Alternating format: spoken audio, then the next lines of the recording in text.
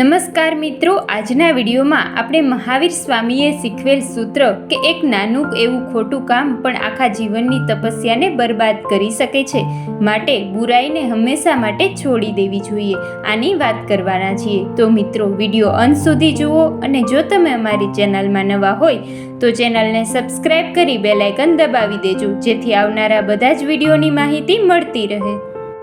મહાવીર સ્વામીની જન્મતિથિ ચૈત્ર માસના શુક્લ પક્ષની ત્રયોદશી છે।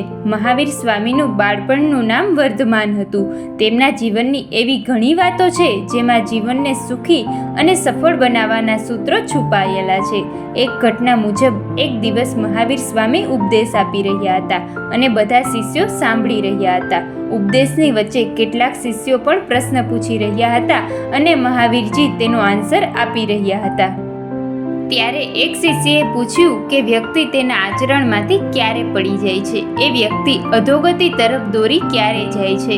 તો મહાવીર સ્વામીએ કહ્યું કે હું જવાબ આપું તે પહેલાં અહીં બેઠેલા શિષ્યોને પણ આ પ્રશ્નનો જવાબ આપવો જોઈએ।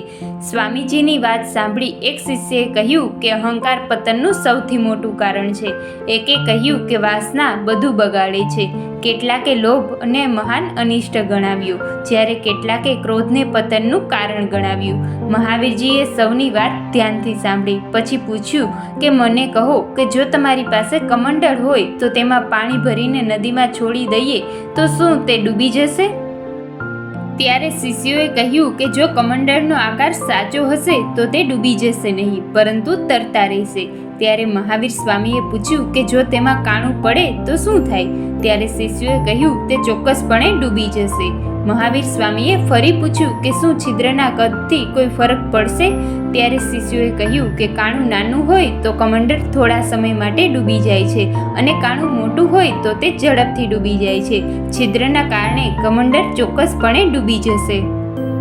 આ ઉદાહરણ દ્વારા મહાવીર સ્વામી એક જ વાત સમજાવવા માંગે છે કે આપણું શરીર પણ કમળ જેવું છે અને બુરાઈઓ છિદ્રો જેવી છે।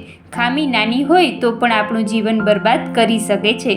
વાસના, ક્રોધ, લોભ, આસક્તિ, અહંકાર, નશો, ઈર્ષા જેવા દૂષણોથી દૂર રહો। જેઓ આ દૂષણોને છોડી દે છે તેમનું જીવન સુધરી જાય છે। મિત્રો, આવા જ અવનવા વિડીયોની જાણકારી માટે અમારી ચેનલને સબસ્ક્રાઈબ જરૂરથી કરી લેવી। ધન્યવાદ।